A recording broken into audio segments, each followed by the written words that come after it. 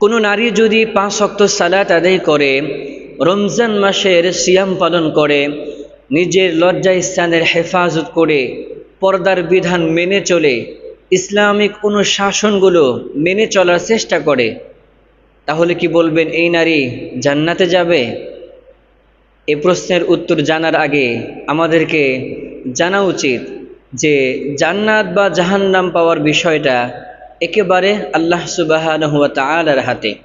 তবে আপনি যদি কোনো স্ত্রী হয়ে থাকেন তাহলে অবশ্যই 5 ওয়াক্ত সালাত আদায় করবেন, রমজান মাসের সিয়াম পালন করবেন, নিজের লজ্জাস্থানের হেফাজত করবেন। কারণ নবীজি সাল্লাল্লাহু আলাইহি ওয়াসাল্লাম একটা হাদিসে বর্ণনা করেছেন যে কোনো নারী যদি 4টা কাজ করে, তার মধ্যে প্রথম নাম্বার হলো আল মারআতু ইযা সাল্লাত খামসাহা। কোনো নারী যদি 5 ওয়াক্ত নামাজ যথাযথভাবে আদায় করে, ওয়া আহসানাত ফারজাহা, এবং নিজের লজ্জাস্থানের হেফাজত করে, ওয়া সামাত শাহরাহা, এবং রমজান মাসের সিয়াম পালন করে। 4 নাম্বার হলো ওয়া আতাআত বালাহা, এবং স্বামীর যদি আনুগত্য করে, নবীজি সাল্লাল্লাহু আলাইহি ওয়াসাল্লাম বলেন ওই নারীকে কাল কঠিন কিয়ামতের ময়দানে এমন একটা সুপ্রিম পাওয়ার দেওয়া হবে যেই নারীর সামনে জান্নাতের 8টা দরজা খোলা থাকবে।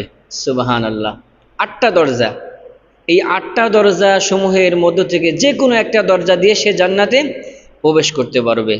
এখন আপনি যদি 5 ওয়াক্ত সালাত আদায় করেন, আলহামদুলিল্লাহ ভালো। অনেক মা বোন এমন আছেন 5 ওয়াক্ত সালাত আদায় করে, রমজান মাসের রোজা তারা পালন করে, নিজের লজ্জাস্থানের হেফাজত করে, কিন্তু স্বামীর আনুগত্য করে না। এটা আমাদের মা বোনদের সবচাইতে বড় একটা ভুল। স্বামীর কথা মানতেই চায় না।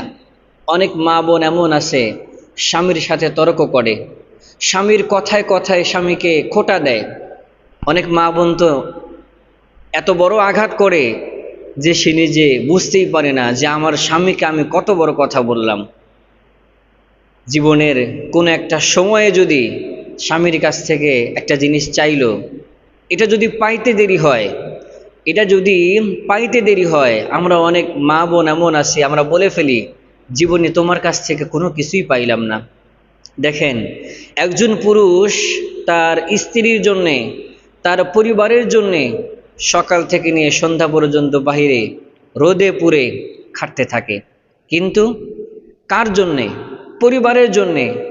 বিবিকে খুশিতে রাখবে, সন্তানকে ভালো স্কুলে, ভালো মাদ্রাসায় ভালো শিক্ষা দিবে বলে এত পরিশ্রম করছে, এত মেহনত করছে, কিন্তু আমরা এই পরিশ্রমের কোনো মূল্য দেই না। স্বামীর কথা মতো আমরা চলতে চাই না।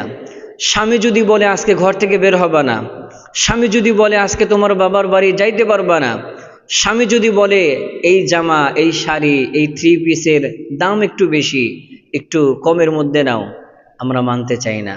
আমরা শুধু তুলনা করি পাশের বাসার ভাবে ভালো চলতেছে, ভালো খাইতেছে, ভালো পড়তেছে, এদিক সেদিক ঘোরাফেরা করতেছে, সবখানে নিজে একা যা চলাফেরা করতেছে, তাকে বলার মতো কেউ নাই তুমি আমাকে এত শাসন করো কেন।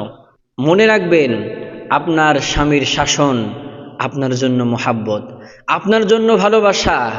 এই শাসন, এই মোহাব্বত, ভালোবাসা আপনি বুঝবেন না যখন আপনার স্বামী না থাকবে, যখন আপনার স্বামীর ইন্তেকাল হবে, মারা যাবে।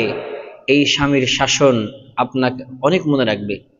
এই জন্যে 4টা কাজ আমরা বেশি বেশি পালন করব এবং যথাযথভাবে পালন করার চেষ্টা করব ইনশাআল্লাহ।